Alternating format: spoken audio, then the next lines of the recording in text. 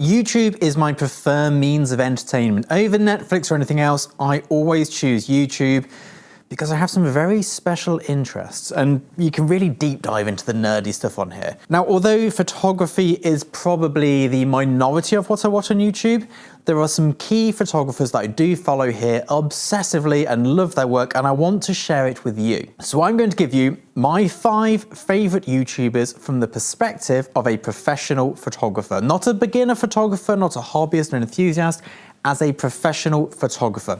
These are the 5 channels that I regularly watch, starting with my favorite at the moment. That's Thomas Heaton. Thomas Heaton is a YouTuber, landscape photographer, traveler. It does vlogs basically.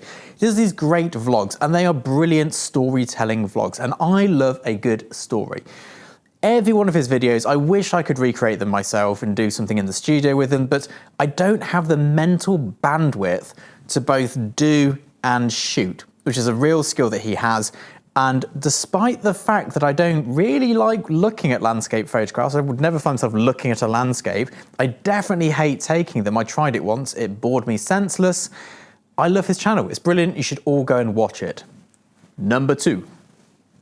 Grainy Days. Grainy Days is a film photography channel, and these are long, meandering, hour-long episodes of going off shooting film cameras.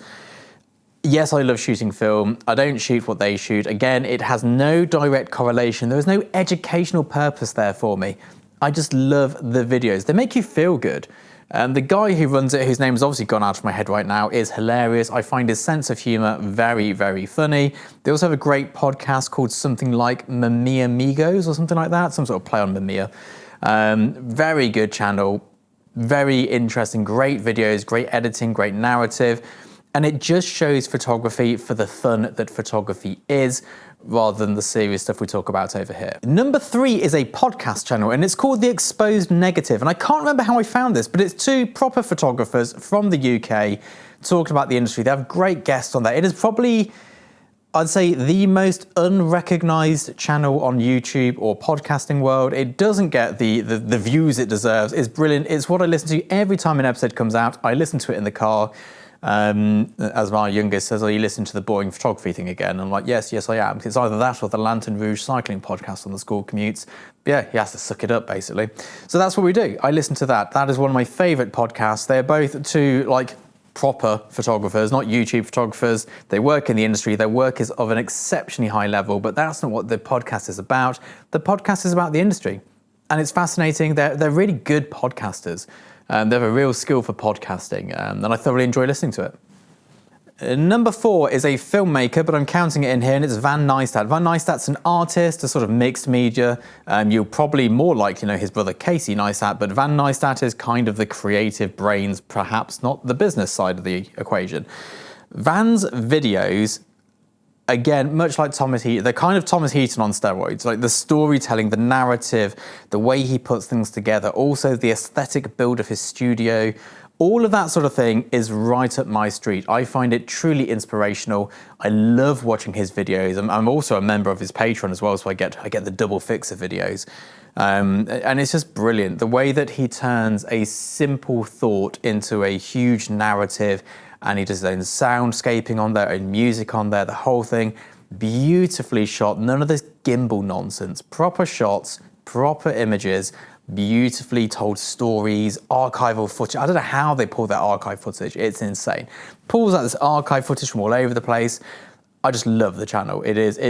I much prefer it to Casey Neistat's channel. Casey Neistat was very interesting in what he did with vlogging, but Van's videos are brilliant. And finally, number 5, and this is going to shock and hurt all of you.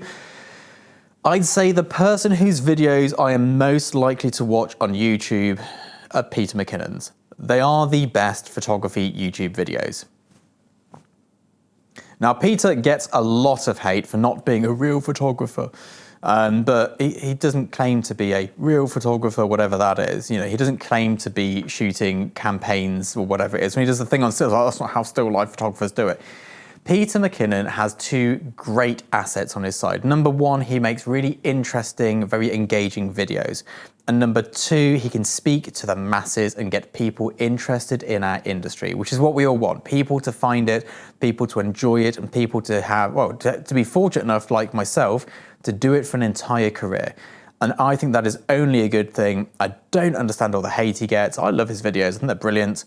I always watch them, always. Even if he's doing a still life thing, like what, you know, I'm sure I sometimes learn something from anything, but I don't watch them to learn. I watch them because I like the way that he presents, the way he tells stories.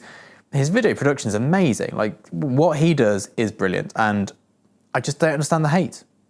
But there we go. They're my 5 favourite channels. What are yours? Let me know in the comments below. I'd love to find some new content to watch, because I've kind of got to that point on YouTube where the homepage is just exhausted. It's stuff I've seen a million times. I need new content.